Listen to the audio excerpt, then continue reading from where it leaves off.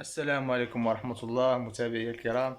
اليوم جيت إن شاء الله ربي نهضركم على أجمل صنف من أصناف البغاوات المتوسطة الحجم، اللي هو طائر الكالوبسيد أو طائر الكوكتيل. الطائر رائع جدا، سهل في الدريسة، سهل في التربية. كنصح أي مبتدئ أو أي واحد باغي يبدا في تربية الطيور يبدا بهذا الصنف هذا. هذه طفرة اللوتينو، فيه بزاف ديال الطفرات، فيهم بزاف ديال الألوان.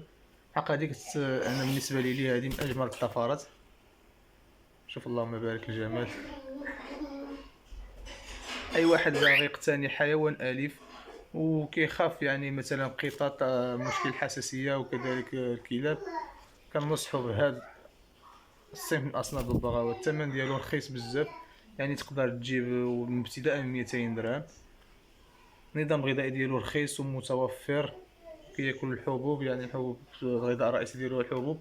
تبقى تنوع له مره في الخضار، الخاص، الفواكه، البيض المسلوق، مره تعتني بالنظافه ديالو صافي. طائر كيتدريس مزيان وقدر تيقول بعض الكلمات مع التدريب. طائر رائع جدا، كيخلق واحد الجو ديال النشاط في الدار. وان شاء الله ربي باقي ننزل لكم معلومات على الطائر وفيديوهات وبزاف ديال الطيور، بزاف اصناف الببغاوات. كذلك بعد الطيور بحال الكنار والحسون، بزاف الاصناف. ان شاء الله ربي نعطيكم معلومات اليوم، واي سؤال او اي استفسار مرحبا بكم. السلام عليكم.